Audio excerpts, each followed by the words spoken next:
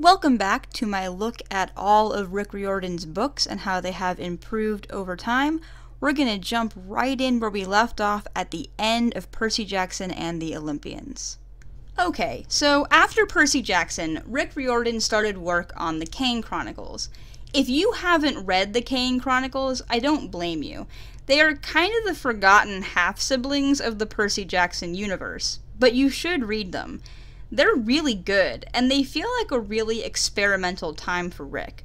Not only is this the first time we see him play with a split first-person narrator, where different chapters are from a different character's point of view, but he also really tackles race in these books.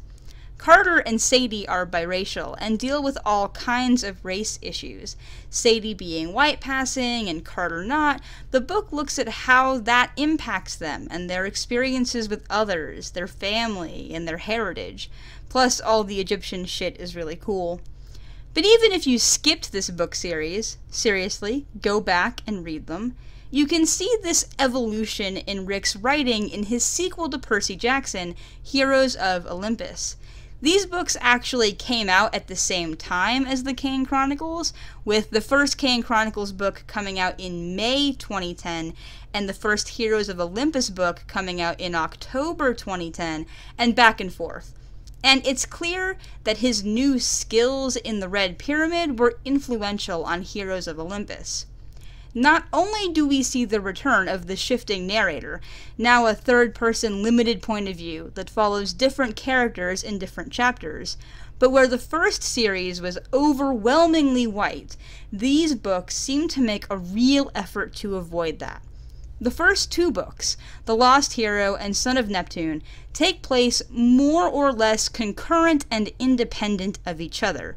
It's not until the third book when all the new characters meet up. But in those first two books, we get 5 new main characters. Jason, a white boy, Piper, a Native American girl, specifically Cherokee, if I remember, Leo, a Mexican-American boy, Frank, a Chinese-American boy, and Hazel, an African-American girl. We also get Raina, who isn't a main character at first, but I would argue becomes one in House of Hades, and she is Puerto Rican. And all of these characters and their racial identities are handled really well. Like, they are fully fleshed out and genuine characters. This doesn't feel like shallow, lazy tokenism. Their heritage plays a part in who they are, but it is not the only thing about them. Piper, for example, has a father who refuses to play Native American roles in movies because he wants to avoid being stereotyped or typecast, and Piper carries that struggle to connect with her heritage with her. Hazel's experience as a black girl, and a black girl from the 1930s at that, impacted how she was treated growing up and makes up a big part of her backstory. But they aren't solely defined by these experiences like shallow stereotypes. It's well done, is what I'm saying. So at this point, we could say that while Rick had a good grasp on racial diversity and neurodivergence representation, most of his characters were still straight, cis, able-bodied children with an unstated or vague religious affiliation. Seriously, did none of these kids, have faith in a religion before? Now, here is a true fun fact. On June 30th, 2013, 3 months before the release of House of Hades, I went on Tumblr and wrote an open letter to Rick Riordan about how he should really include LGBT+ characters in his books. He had written 11 children's books at this point, and despite my headcanons, every character had been portrayed as assumed straight and cis. So I wrote a letter. How much I liked his books, and really, could we have some LGBT+ characters? This is Greek mythology, after all. I don't think he ever saw this letter, despite me tweeting it at him. Among other things in this letter, I go on to list several possibilities for LGBT representation in his books, including, quote, maybe Nico feels an unrequited crush on Percy. A headcanon I had had since Book 4, Battle of the Labyrinth. And so, I want my moment. Just to say, I was right, and I told you so. House of Hades came out in 2013, and well, so did Nico. My favorite character came out of the closet, or well, was outed, and it was heart-wrenching. The fandom kind of lost its shit over this. Anyone who had shipped Percy and Nico was throwing a party, homophobes were throwing a fit, it was very emotional, I was gloating a lot. And let's be clear, Nico's sexuality in House of Hades is not handled the best. It's better than nothing, certainly, and it's better than Word of God reveals post-publication. Rowling. But by itself, it's, well, you know, single sad cis gay boy pines over unrequited straight crush. It hits some stereotypes. None of this is malicious, but it by itself is only so representation. But Rick wasn't done there, because we still had one more book, Blood of Olympus. Nico gets a super cute boyfriend in the form of Will Solus, and gets some closure with Percy. Now, your mileage may vary with that particular scene. Nico smugly telling Percy he isn't his type feels, well, a little out of character, and I don't know, corny.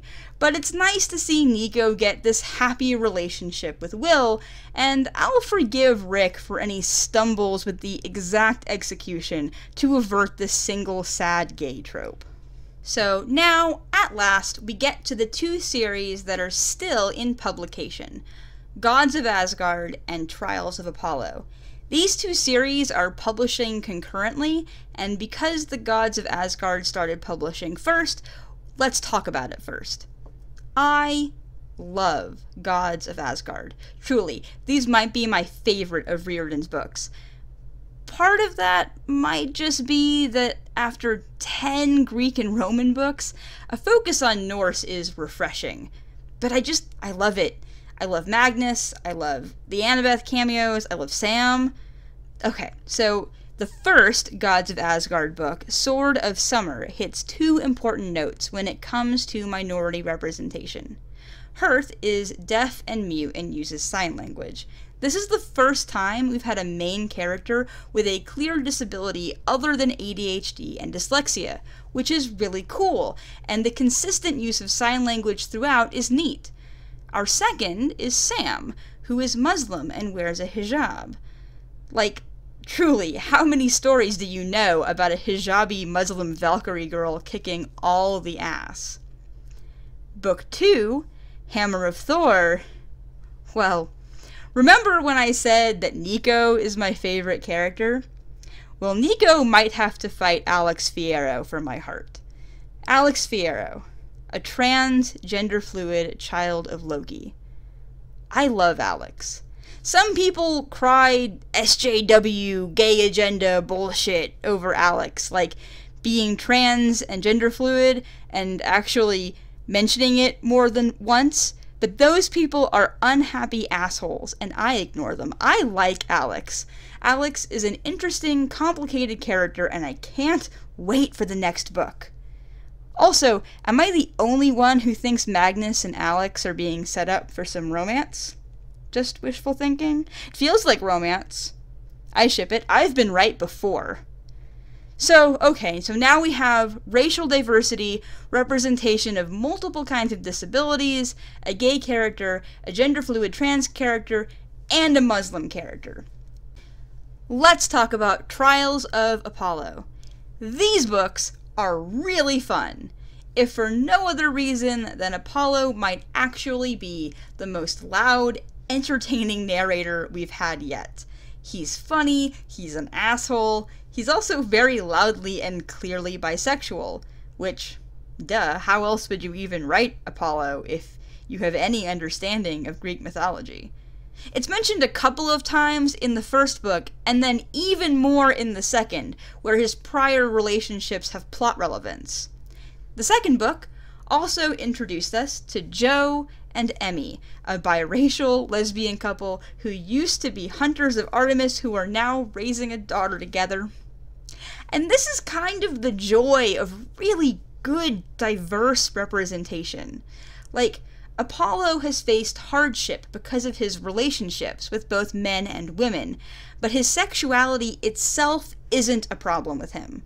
Alex is very secure with who they are, but has clearly faced a lot of transphobia. Nico was very closeted and seemed to have a lot of pain tied up in his sexuality, and is only just now healing from that with Will. Joe and Emmy clearly faced issues with their relationship, having to leave the Hunters, but have built a new life together. We get this great array of experiences rather than just one prevailing narrative. I love it.